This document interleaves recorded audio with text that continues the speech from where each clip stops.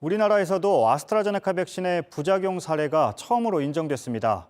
중증 사례 가운데 먼저 10건을 분석했는데 그 가운데 고열과 발작을 비롯한 2건은 백신 때문이었다고 결론난 겁니다. 방역당국은 피가 굳어 생긴 덩어리인 혈전은 백신과의 관련성이 확인되지 않았다고 밝혔습니다. 윤영탁 기자입니다. 방역당국은 아스트라제네카 백신을 맞은 뒤 나온 심한 증상 가운데 우선 10건을 분석했습니다. 그리고 이 가운데 2건은 백신 때문에 생긴 거라고 판단했습니다. 지난 8일 아스트라제네카 백신을 맞은 20대 응급 대응 요원은 7분 만에 전신에 심한 중증 알레르기, 아나필락시스 반응이 나타났습니다. 3일 같은 백신을 접종한 40대 여성은 12시간 만에 고열과 발작이 일어났습니다. 예방접종과의 인과성이 확인된 경우에는 국가 피해보상 절차에 따라서 신청하실 수 있습니다.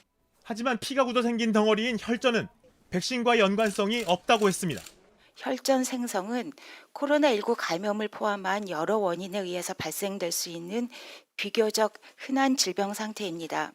이 때문에 내일부터 요양시설의 만 65세 이상 37만여 명에 대한 아스트라제네카 백신 접종이 계획대로 이뤄집니다. 문재인 대통령 내외도 오는 6월 G7 정상회의에 가기 위해 내일 같은 백신을 맞습니다. 하지만 백신을 맞고 뇌정맥에 혈전이 생긴 20대 사례는 분석이 더 필요합니다. 유럽의약품청도 접종과 연관성을 더 살펴봐야 한다고 했습니다. 이와 관련해 우리 질병청이 외부 연구기관에 별도로 분석을 의뢰한 것으로 파악됐습니다. 워낙 드문 질병이라 추가 사례를 모으고 결과를 내는데 수개월이 걸릴 걸로 보입니다. 한편 아스트라제네카 백신에 대한 미국의 임상 3상 시험에서는 만 65세 이상에서 80%의 효과가 있다는 결과가 나왔습니다. JTBC 윤영탁입니다. 내일부터는 만 65세 이상도 백신을 맞게 됩니다. 고령층은 당뇨나 고혈압을 비롯해 원래 앓던 병이 있는 경우가 많아서 걱정할 수도 있지만 그래도 안전하다는 게 임상시험에서 확인됐습니다. 백신과 관련한 궁금증을 최승훈 기자가 자세히 풀어드립니다.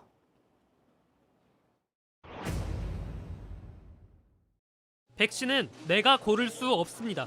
정부에서 정해준 대로 맞아야 합니다. 요양시설에 있는 만 65세 이상은 아스트라제네카 백신을 맞습니다. 시설에 있지 않는 만 75세 이상은 화이자 백신으로 정해졌습니다. 백신을 들여오는 일정에 따른 겁니다. 그래도 맞을 수 있습니다. 원래 앓던 병이 있어도 안전하다는 것이 임상시험에서 확인됐습니다. 접종을 받는 날 혈압이나 당 수치가 잘 조절되지 않아도 괜찮습니다. 만성질환이 조절 안 된다는 게 오히려 코로나19의 가장 큰 위험 요인이기 때문에 결국은 만성질환이 잘 조절되지 않으시는 분들도 접종은 하셔야 되는 거죠. 열이 나거나 증상이 갑자기 나빠지면 접종을 미루는 게 좋습니다. 원래 먹던 대로 먹는 게 좋습니다. 갑자기 약을 먹지 않으면 오히려 몸 상태가 나빠질 수 있기 때문입니다. 같은 이유로 백신을 맞은 뒤에도 먹던 약은 계속 먹어야 합니다. 만성 두드러기가 있어도 백신을 맞을 수 있습니다. 만성 두드러기가 있다 하더라도 코로나19 백신의 금기사항이 아닙니다. 접종을 받으시면 되고 다만 예진을 받을 때 두드러기가 있다고 의사에게 말해야 합니다. 특히 아나필락시스를 겪은 적이 있다면 꼭 알려야 합니다. 접종을 한 뒤에는 혹시 몸 상태가 나빠지는지 의료기관에서 30분 동안, 집에 돌아간 뒤에 3일 동안 잘 살펴봐야 합니다. JTBC 최승훈입니다. 최근 상황을 보면 바이러스가 목욕탕을 중심으로 빠르게 퍼지고 있습니다. 그래서 오늘부터 좀 더 강력한 방역 수칙이 적용됩니다. 1시간 안에 목욕을 끝내야 하고 다른 사람과 말을 하면 안 됩니다. 또 세신사부터 이용사 그리고 매점 직원까지 목욕탕에서 일하는 사람들은 모두 코로나19 검사를 받아야 합니다. 성화선 기자입니다. 체온을 재야 입장할 수 있습니다. 전자출입 명부를 작성하라고도 돼 있습니다. QR코드 설치하는 거 몰라서 직원이 나와서 해줬거든요. 탈의실에 평상 같은 거 치우고.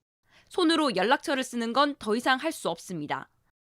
목욕탕에서 집단 감염이 쏟아지면서 오늘부터 강화된 방역 수칙이 적용됐습니다. 집단 감염이 발생한 목욕장들은 지역 주민들이 정기 회원으로 등록하여 자주 목욕장을 찾고 오랜 시간 머무르는 특성을 가지고 있습니다. 목욕은 1시간 안에 끝내야 합니다. 개인적인 대화도 할 수 없습니다. 목욕탕에서 일하는 사람은 모두 검사를 받아야 합니다. 세신사 이발사뿐 아니라 매점 직원 등 목욕탕에서 일하는 모든 사람이 대상입니다. 확진자가 많은 지역에서는 2주에 한 번씩 정기적으로 받아야 합니다. 함께 앉는 평상도 없어집니다. 빗이나 음료컵 같은 공용 물품도 쓸 수 없습니다. 드라이기는 소독을 자주 하면 쓸 수 있습니다.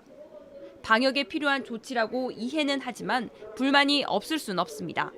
노인분들이 많이 오는데 평상을 치워버리면 바닥에 앉아서 옷을 입어야 되는데 근데 시간이 소요되고 대기하면서 그 사이에 대체 인력이 더 필요한데 그렇게 인력을 더 쓸 수도 없는 상황이고 방역당국은 이용객을 줄이기 위해 일정 금액을 내고 한 달 동안 자유롭게 이용하는 이른바 달목욕도 당분간 받지 못하도록 했습니다.